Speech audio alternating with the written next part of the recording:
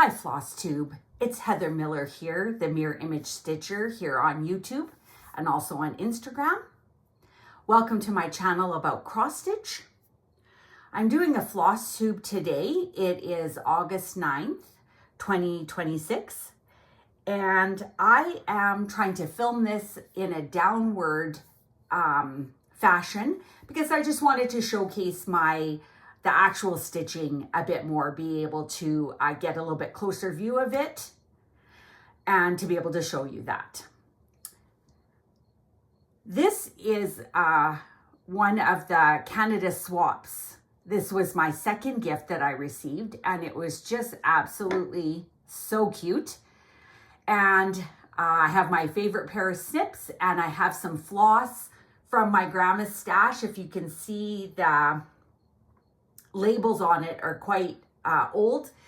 Who knows when they're from? They've got to be from the late 70s, early 80s type of thing. But I am very proud to have them in my stash. So let's get started.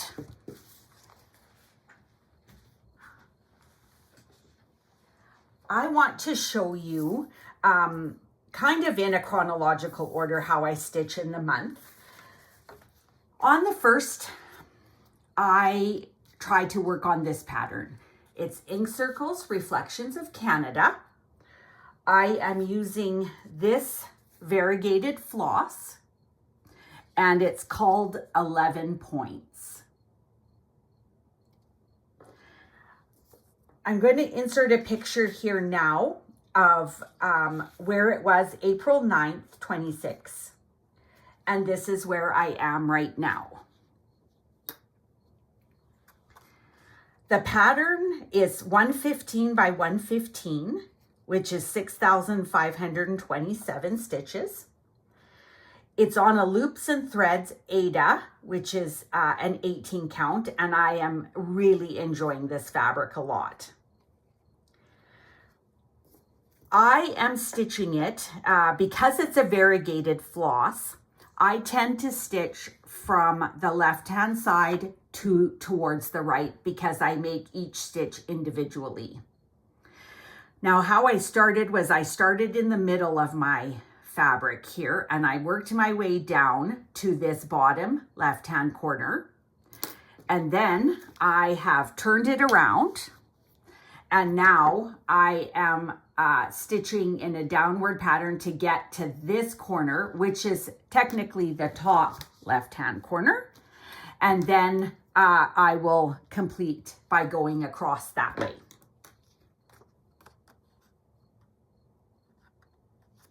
Okay, that's that one.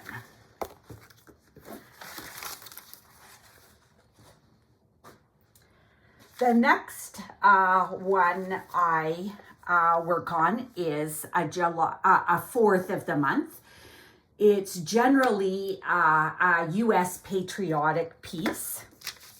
I started this in July 4th of 2025. This is an old pattern.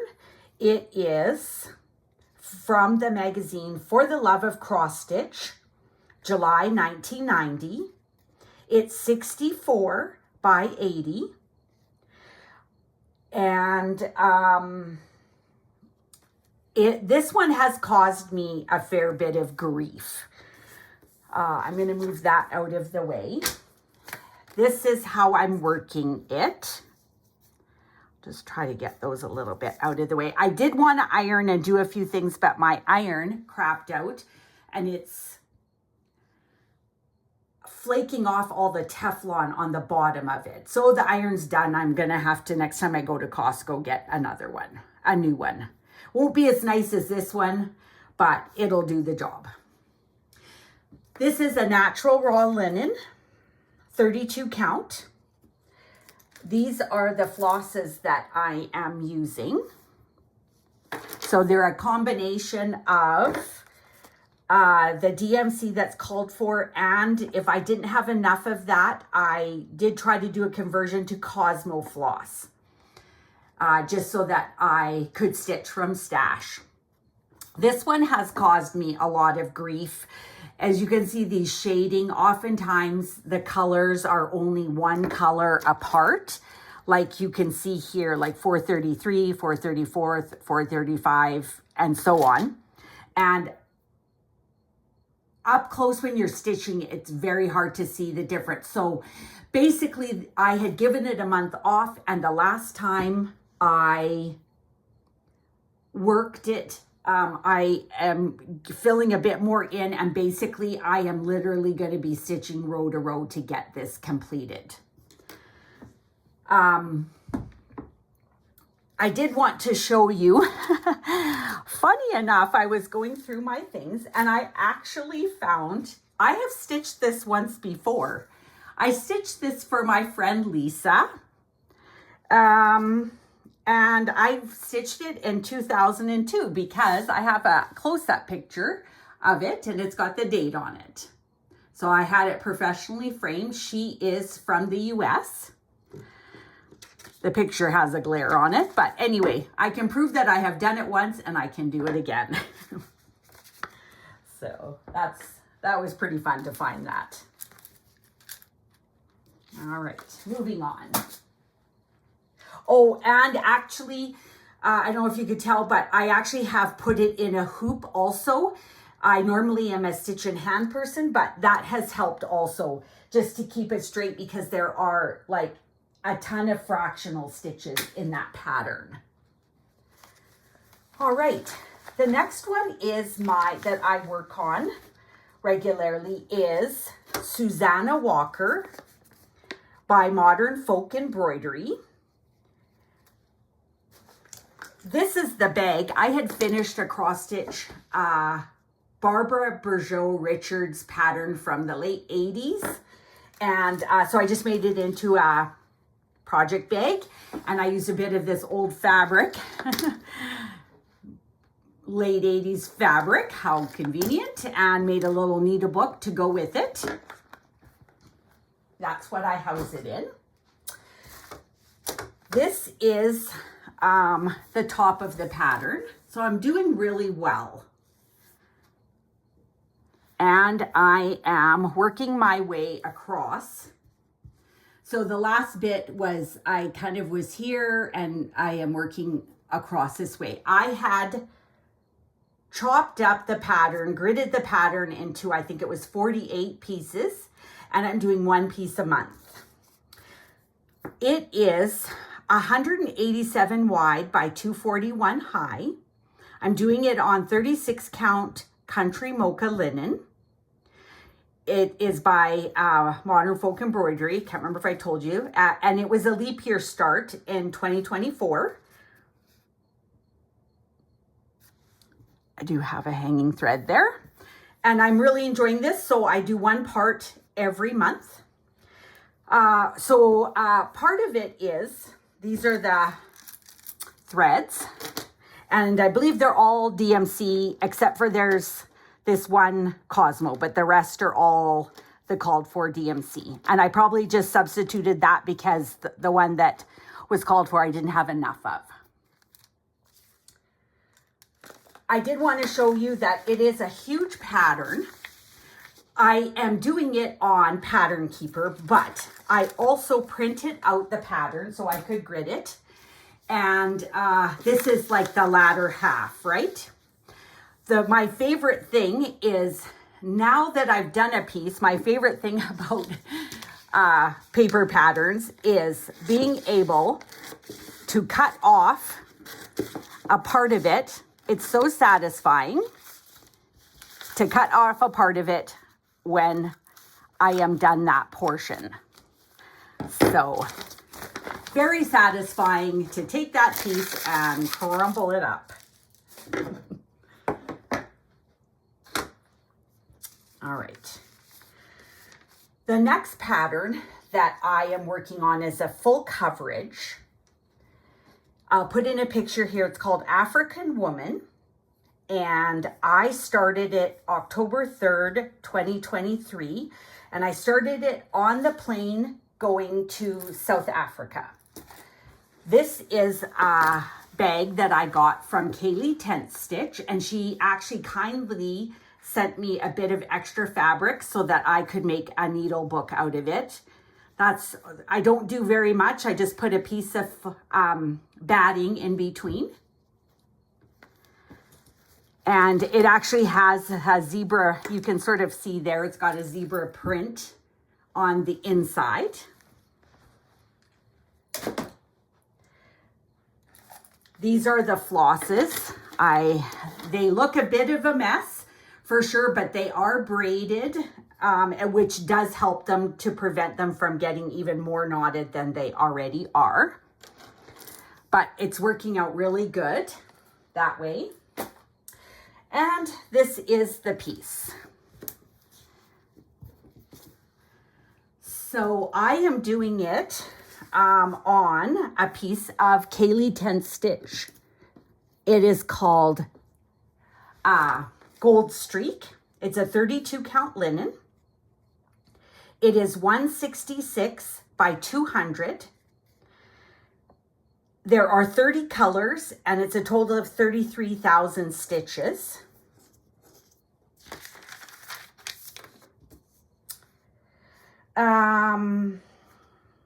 What else did I want to tell you? I had some notes here, and I keep forgetting to tell people some things. So, in August 30th of 25, I had 8.9% of this done, and now a year later, basically August 5th, I've got 10.64%. So I've done a total of 3,511 stitches out of 33,000. This is very, very, I don't have my little pointer. I've already lost that. Oh, here. It's very, very confetti heavy. It's very slow stitching, especially as you can see in here. I can't even tell you. It is I think I might get anywhere from 35 to 65 stitches in an hour in this really heavy confetti area. If I wasn't so stubborn, because I like to do it in hand, putting it in a hoop would probably help me a bit more, but I need to get over my stubbornness on this project, but so far I haven't. So I would really like to focus on this one a little bit more in the new year, because it really would fit my home decor quite well. And so it would be nice to get that done a bit quicker. How are we doing for time? Okay. The next pattern I just wanted to show you is called Rivendell. I'll put in a picture of what it's supposed to look like. And this is what it looks like right now. I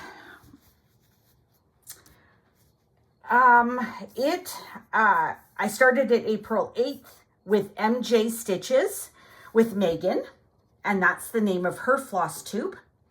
She started it on the top left, and I've started it on the top right, and we're hoping to meet in the middle. Here is a picture of it, of August 31st, I believe. I'm not sure if I have a picture, but August 31st of last year, I had 2,414 stitches done, which is only 1.6%. And August 5th of this year was 4,929 stitches. So I have actually, which is 3.3%, I've actually added 2,515 stitches. And I have attributed that to the fact that in honor of Megan's infant son that she tragically lost, was able to spend a couple hours with him. But he did pass away. And so in honor of him, I am working on this pattern weekly. And so that has really progressed this pattern quite a bit. If you think of my African women in a year, I only added 441, and this one was like 2,500 stitches. So that is happy, and I think of her and her husband and her little one when I stitch that. Kelly's, I'm going to show you a picture of Kelly's. She does a Flosstube and she does quilting, mostly quilting, but she does put up a monthly Flosstube. And I've been following along with an acrostic by her, and it's called Where I Live. And so each Monday is a letter of a word. And so, and then according to that letter, I find something that I'm working on that either starts with that letter or something symbolizes that pattern. So I have done the words Tabor, Lethbridge, Calgary, and then I am on the second E in Drumheller. So then I just have the R and I'll be done Drumheller. And then I'm going to be going on to the word Alberta. So lately, the one pattern that I have been working on is, finally I get to do a secret stitch and talk about a secret stitch I'm doing. And the E is for this pattern that is in this bag. I got this bag from my sister. She had bought some shoes and I scoffed the bag. And this is my Canada Swaps 5 pattern that I am working on. That has to be finished and sent out in the mail by the September long weekend. So it's my secret stitch, and that's going very well. All right. Now, I did want to show you some finishes that I have done. My first, so this was a Darlene Dion pattern, and it was the 4 seasons. And so these are what I actually completed. And there they are. So I just made them into these tiny little quilts. This is what the backs look like. And I just folded over the back to the front and just used a little stitch to stitch it down. It does have a piece of batting in the middle. And what I wanted to use them for was a little hanger that I had, but they turned out to be way smaller than I expected. And so I wasn't able to use that. This is the autumn one, a little closer. And this is the winter. Now, some of them are called for, and some of them, if they weren't, I just used the closest color. Someone had given me some metallic floss. I don't know if you can see that, or kind of ribbon stuff. So that's what I made that juniper out of. And also she had given me some satin thread. And so that's what I did his scarf out of, with a bit of a tassel. Now, I went to the dollar store and I found this. It stands up, but actually this fits quite good there. So the next time I go to my sister Nancy's, she has a lot of she does a lot of that toll painting and whatnot. And she's got a lot of really nice paints. So I'm going to go there and I'm going to paint that. And then I'm going to probably put a little washer on the back of here and then glue a magnet on here so that I can just change them out interchangeably like that. And then I have just something in somewhere else that's got a little bit of height to it. And then it can sound like that. I really was actually hoping I have some clothespins that might actually work even there too. I might be able to do that. See which one I want to do. But that's what I'm trying to do there. Okay, my thing is going to go off in a minute, so I just have one more pattern to show you. And that is, I am doing from this book, I am doing this pattern here. It's called Wool and Whimsy Cross Stitch, Wool and Whimsy Cottage by Gail Busai. And it's this cottage cross stitch. I'm doing with this with Barbara, the Seashore Stitcher. And she just showed it in her last Flosstube. And funny enough, she showed it that she was doing something on an old, like a 1980s piece of like a table runner or like a placemat thing. And from somebody's old stash, I had bought one of these table runners. And I actually tried to kind of coffee tea dye it myself. And I was actually going to start that on here. And then I never did. I decided that's not kind of where I wanted to go. But this is kind of what it looked like. I'm going to see if I can bring it out just a bit. And the other side looks quite a bit different. It was quite a bit darker on one side, as you can see on the other. But it's funny how, without either one of us knowing, she had started something on an old piece of cloth from the late 80s, 90s. And I almost did myself. So that's kind of funny. Now, I'll get out sorry, this one has a little bit of... This is what I am. This is where I'm at. It is on a piece of linen by Kaylee 10 Stitch. And it's called Avalanche. And it's a 32 count linen. These are the flosses that I am using. Now, Barbara had... I thought there's something different about the sheep, but not something I could point out. But she pointed it out on her last Flosstube. And then I'm like, oh yeah. But if you can see, this sheep and that sheep don't match. So this is the picture, but that's what's charted. Also, the roof looks quite a bit darker. And this is what is the called for color. So in all honesty, I looked up the this publishing group, and I've actually sent an email to the craft publisher of this Stackpole books to see if there's maybe a chart correction. So we'll see. She was on holidays. I got an automatic reply that she was on holidays, and maybe I'll get something. You never know. So for now, this one is a little bit on hold just till I get a response back. And this one actually is pretty. This is an old pattern that I had done, and I just made it into a cross stitch bag, project bag. And I have a little bit of this is our gallery fabric. It was quite cute.